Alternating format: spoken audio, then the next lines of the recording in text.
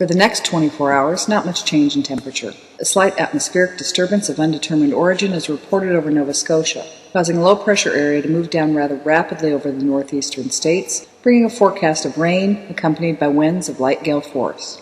Maximum temperature 66, minimum 48. This weather report comes to you from the Government Weather Bureau. We now take you to the Meridian Room in the Hotel Park Plaza in downtown New York, where you will be entertained by the music of Ramon Raquello and his orchestra. Llegó el agitador y como viene.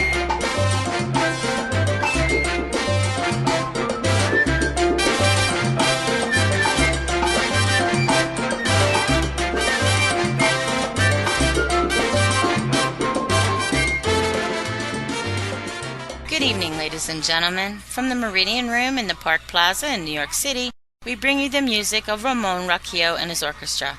With a touch of the Spanish, Ramon Raquello leads off with La Comparsita.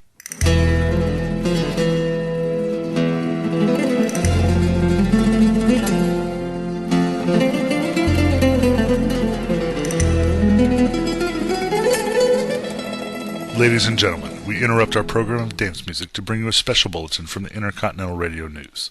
At 20 minutes before 8 Central Time, Professor Farrell of the Mount Jennings Observatory, Chicago, Illinois, reports observing several explosions of incandescent gas occurring at regular intervals on the planet Mars. The spectroscope indicates the gas to be hydrogen and moving towards Earth with enormous velocity. Professor Pearson of the observatory at Princeton confirms Farrell's observation and describes the phenomenon as, quote, like a jet of blue flame shot from a gun, unquote. We now return you to the music of Ramon Raquello, playing for you in the Meridian Room of the Park Plaza Hotel, situated in downtown New York.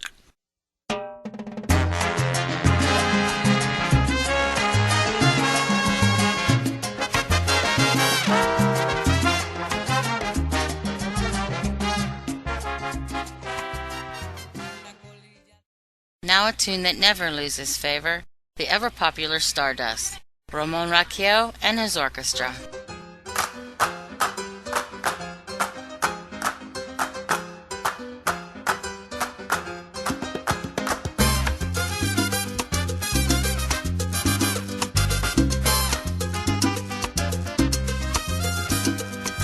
Siempre que la primavera le da su turno al verano, la costumbre del hispano es salir a vacilar. Ladies and gentlemen, following on the news given in our bulletin a moment ago, the Government Meteorological Bureau has requested the large observatories of the country to keep an astronomical watch on any further disturbances occurring on the planet Mars. Due to the unusual nature of this occurrence, we have arranged an interview with noted astronomer Professor Pearson, who will give us his views on the event. In a few moments we will take you to the Princeton Observatory at Princeton, New Jersey.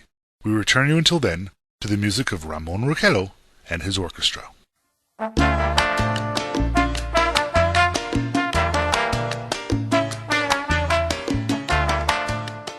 We are now ready to take you to the Princeton Observatory at Princeton, where Carl Phillips, our commentator, will interview Professor Richard Pearson, famous astronomer. We take you now to Princeton, New Jersey. Good evening, ladies and gentlemen.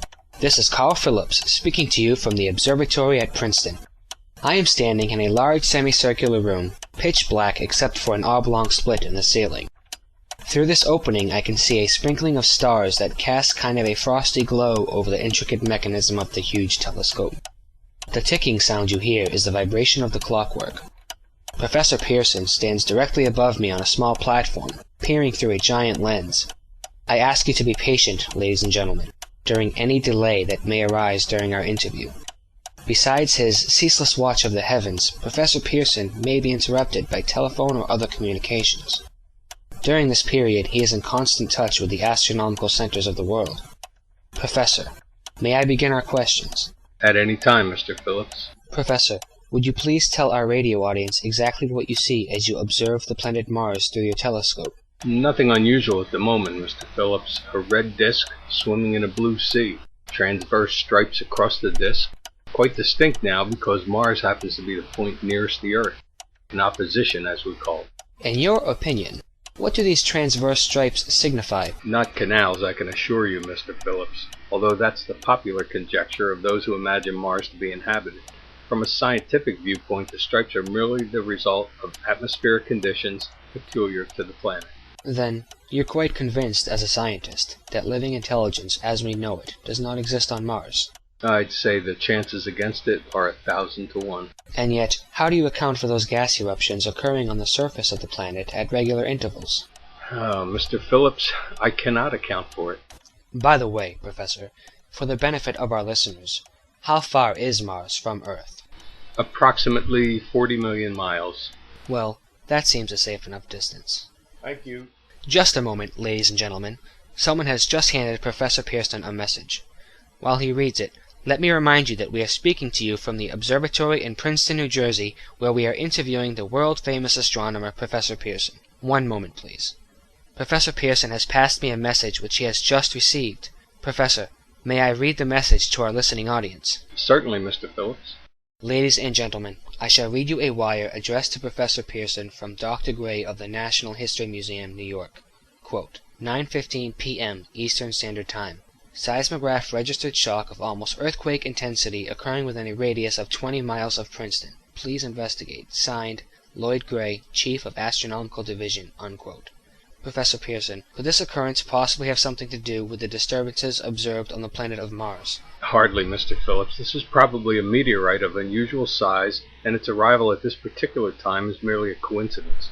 However, we shall conduct a search as soon as daylight permits. Thank you, Professor. Ladies and gentlemen, for the past 10 minutes we've been speaking to you from the observatory at Princeton, bringing you a special interview with Professor Pearson, noted astronomer. This is Carl Phillips speaking. We are now returning you to our New York studio.